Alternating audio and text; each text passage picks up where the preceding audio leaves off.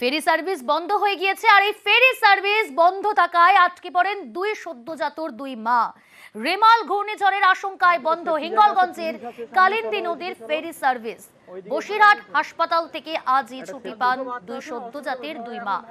বাড়ি ফেরার পথে ফেরিঘাট বন্ধ থাকায় হয়রানির মুখে পড়েন তারা।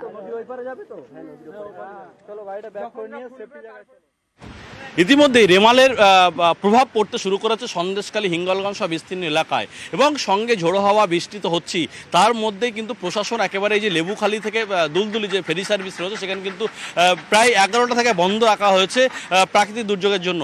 এবং তার ফলে যে সমস্ত একেবারে এই লেবুখালী থেকে দুলদুলি থেকে যে সমস্ত মানুষ অর্থাৎ বিভিন্ন কাজে তারা গেছিল, ফলে এই মুহূর্তে ফেরি সার্ভিস বন্ধ হওয়ায় তারাও কিন্তু আটকে পড়েছে। তুমি দেখতেই পাচ্ছ দুজন কিন্তু একেবারে সদ্যজাত, অর্থাৎ নার্সিংহোম থেকে হাসপাতাল থেকে ছাড়া পেয়েই তারা কিন্তু একেবারে এই দুলদুলির দিকে যাচ্ছিল, কিন্তু এই প্রাকৃতিক দুর্যোগ অন্যদিকে ফেরি সার্ভিস বন্ধ, তারা কিন্তু প্রায় ঘন্টা দুয়েক ধরে এখানে আটকে রয়েছে।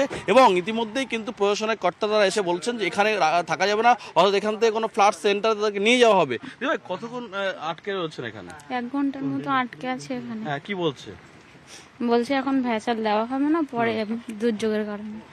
কতক্ষণ বন্ধ থাকবে কি বৃত্তান্ত কিছু বলছে? হ্যাঁ, এরকম তো কিছু।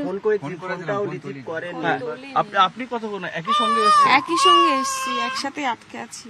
এখানে বসে থাকাও সম্ভব না, অতিরিক্ত বৃষ্টি ঝড় আসার কারণে। এখানেও একটা সেফটির বিষয় আছে, এখানে ফ্লাড সেন্টার নিয়ে যাওয়ার জন্য বললো এখানে যারা আছে। দুই সদ্যজাত একেবারে তারা এসে এখান থেকে ভেসেল সার্ভিসে অর্থাৎ দুলদুলির দিকে যাওয়ার ইচ্ছা ছিল, কিন্তু যেভাবে এই ঝড় বৃষ্টি শুরু হচ্ছে সেটা কোনোরকমভাবে সম্ভব না। ফলে প্রশাসনের পক্ষ থেকেও বলা হচ্ছে তাদেরকে এই মুহূর্তে এখান থেকে নিয়ে কোনো ফ্লাড সেন্টারে নিয়ে যাওয়ার। এখন তারাও সেই ফ্লাড সেন্টারের দিকে যাচ্ছেন, ফলে দুর্যোগে আটকে রয়েছে দুই সদ্যজাত।